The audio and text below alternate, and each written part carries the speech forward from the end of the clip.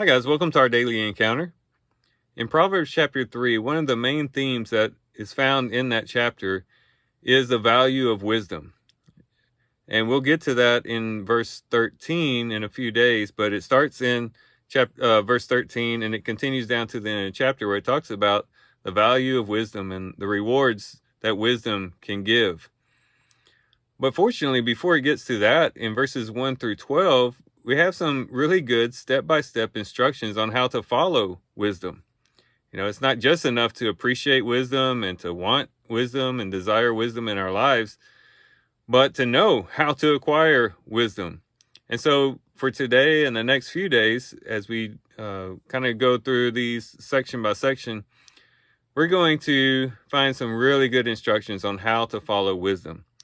And today, as we read verses 1 through 6, we find several things just in our reading today. For one, if we want to have wisdom in our lives, we got to listen to and follow the instructions of wise people that speak into our lives. In verse 1, my son, do not forget my teaching, but let your heart keep my commandment. For length of days and years of life and peace they will add to you. Listening to wisdom.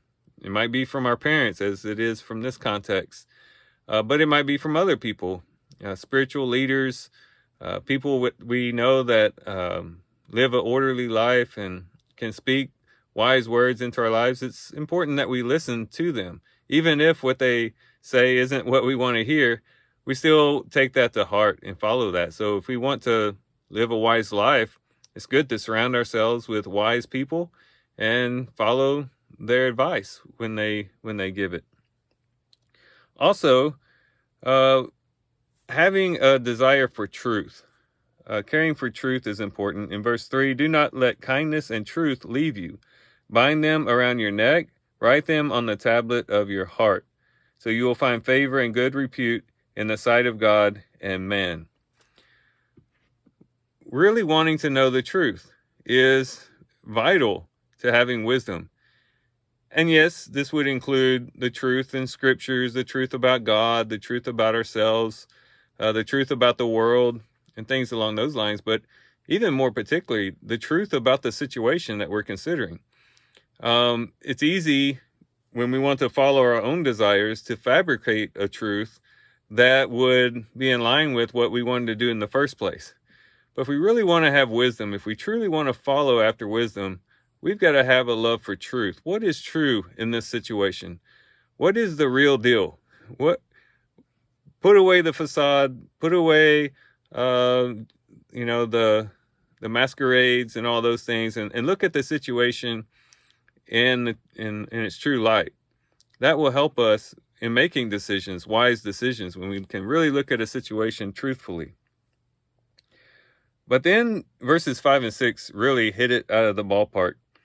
It says in verse 5, trust in the Lord with all your heart and do not lean on your own understanding.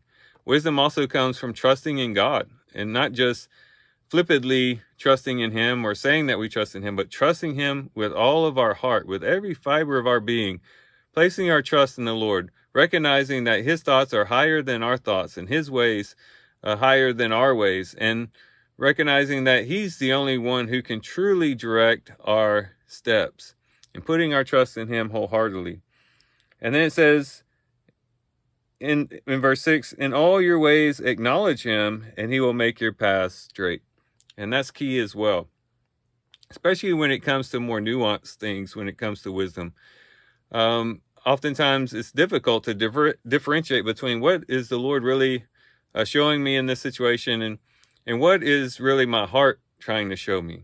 Because we know that our hearts can be deceptive, and our hearts can misguide us and mislead us. And it's hard sometimes to differentiate between what the Lord is trying to show us and what we are kind of showing ourselves, presenting to ourselves.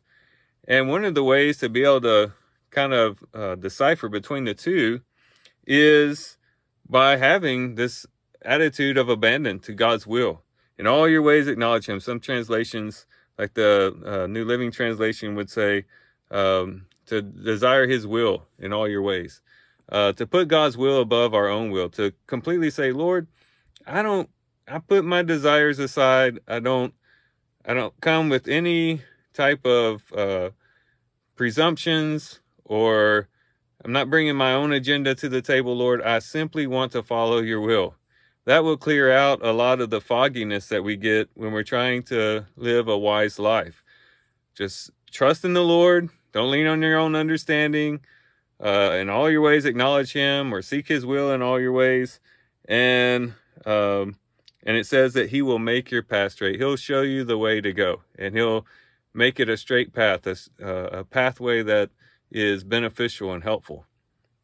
And so in our reading today, we get these various instructions on how we can follow wisdom. Listen to other wise people in our lives. Have a deep desire for truth. Trust in the Lord with all of our heart, and seek his will above everything else. And he will make our path straight.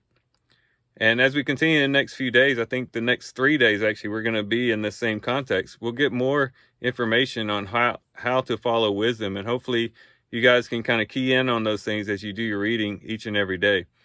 But that's in connection to our reading today. And these are some things for us to reflect on as we do our reading. So with that, guys, I do thank you for watching the video today. I hope you guys have a great day. Love you guys. God bless.